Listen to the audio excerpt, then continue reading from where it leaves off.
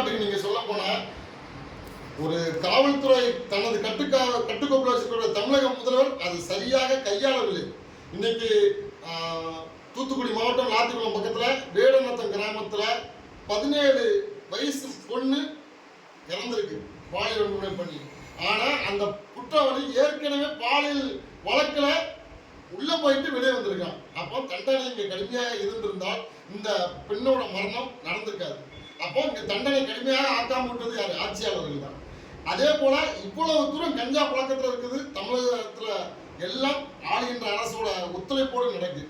இன்னைக்கு நேற்று தினம் தமிழக முதல்வர் சொல்லுதாங்க, போதையை ஒழிப்பதற்கு தனியா நாங்க ஒரு திட்டம் கொண்டு வரணும். ஏன் இத்தனை 5 வருடம் காலம் அந்த ஆட்சியில் இருக்கும்போது அது தெரியலையா?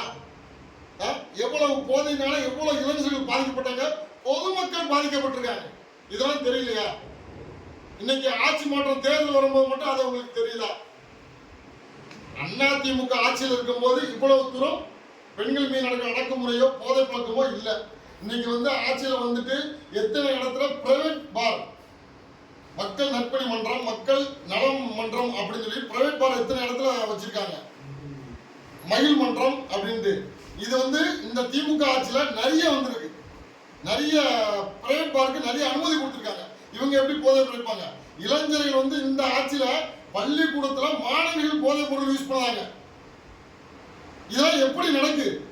இவங்க ஃப்ரீடமா போதையை விட்டதுதான் காரணம். பள்ளிக்கூடம் பக்கத்துல, தேவாலயம் பக்கத்துல, கோயில் பக்கத்துல, மசூதி பக்கத்துல போதைக்கு இவங்க அனுமதி கொடுக்கறது தான், அந்த பிரைவேட் பார்க்கு அனுமதி கொடுக்கறது தான் தப்பு. நீங்க சொல்ற இப்போ வேடநத்தம் சம்பவங்கள்லாம் அக்யூஸ்ட் அரெஸ்ட் பண்ணியிருக்கு, காவல்துறை ஃபுல்லா சிறப்பாக செயல்பட்டுருக்காங்க, உடனடியாக நடவடிக்கை எடுத்துக்கிறாங்க.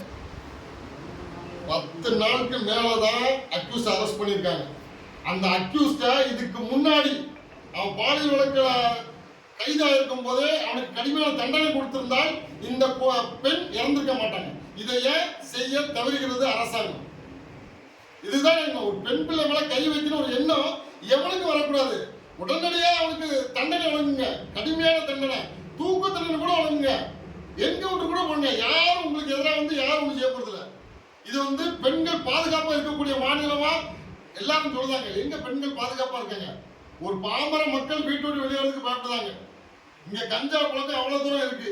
எப்ப என் வீட்டு பக்கத்துல வச்சு தண்ணி அடிக்காதுன்னு சொன்னா கோவில்பட்டி பக்கத்துல அவனை வீட்டு ஓனரை வெட்டி போட்டாங்க, தண்ணி அடிக்க கூடாதுன்னு சொன்னதுக்கு. இன்னைக்கு அவங்க வெளியே வந்துட்டாங்க. அப்போ சட்டம் எவ்வளவு தூரம் சீர்லிருந்து போயிருக்குன்னு பாருங்க. இப்போ நீங்க அதிமுகவோட இவ்வளோ ஆதரவு சொல்லியிருக்கீங்க, நீண்ட காலம் உங்களோட கோரிக்கைகள் பல இருக்குது, அதுக்கான போராட்டங்களும் முன்னெடுத்துருக்கீங்க. இதை நீங்க எடப்பாடிகிட்ட முன் வச்சிருக்கீங்களா?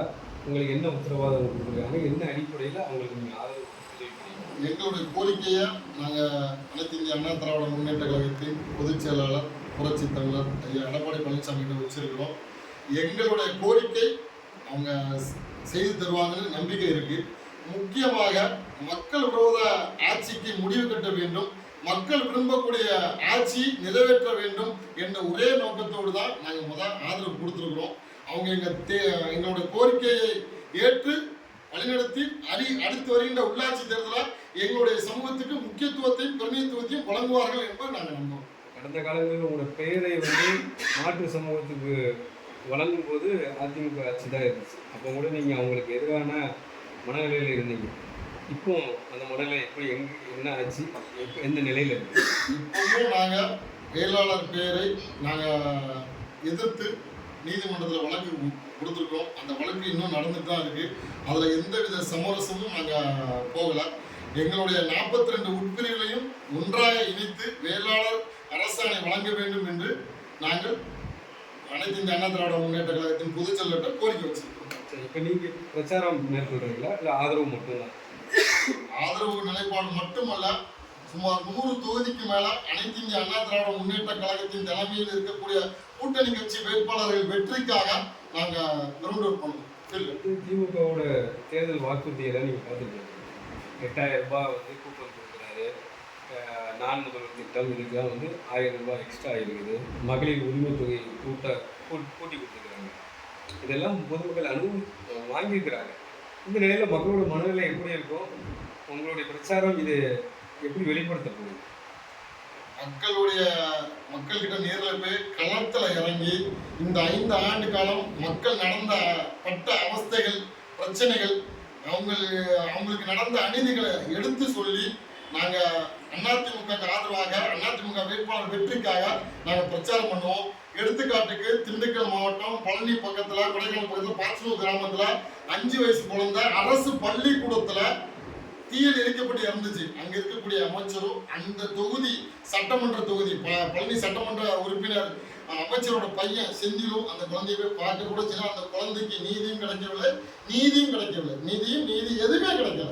இத்தனைக்கும் அந்த வழக்கை சிபிசிஐடிக்கு மாத்தினாங்க. எந்தவித தீர்வு, எந்தவித நியாயமும் கிடைக்கல. இவங்க திமுக ஆட்சியில் எத்தனையோ வழக்குகள் மறைக்கப்பட்டு தான் இருக்கு, குற்றவாளியை கண்டுபிடிக்கவே இல்லை. இதே போல எத்தனையோ வழக்கு திருவாரூர் மாவட்டம் தஞ்சாவூர் பக்கத்துல ஆடு மேய்க்க போன ஒரு லேடி பாலியல் படி இறந்துட்டாங்க. என்ன நடந்துச்சு? ஒன்றும் நடக்கல. ஆனால் இதே மாதிரி நிறைய குற்றச்சாட்டுகள் இருக்கு. எத்தனையோ மக்கள், அரசு ஊழியர்கள், டீச்சர்ஸ், நர்ஸ், எத்தனையோ பேர் களத்துல இறங்கி போராடினாங்க. விவசாயி, இதுக்கெல்லாம் இந்த அரசு என்ன செஞ்சது? உரிமைக்காக போராடுபவர்கள் மீது அடக்குமுறை தான் நடந்தது. திராவிட முன்னேற்ற கழகம் என்ன அந்த கோரிக்கை எதுக்கு நீங்க போராடிகள் கூப்பிட்டு எதுவும் பேச்சுவார்த்தை பண்ணாங்களா? எதுவுமே கிடையாது. மக்கள் கண்டிப்பாக மக்கள் விரோத ஆட்சிக்கு முடிவு கட்டுவார்கள். பணத்தை நம்பி, இலவச திட்டங்களை நம்பி திராவிட முன்னேற்ற கழகம் வருகின்ற தேர்தலை சந்திக்கிறது.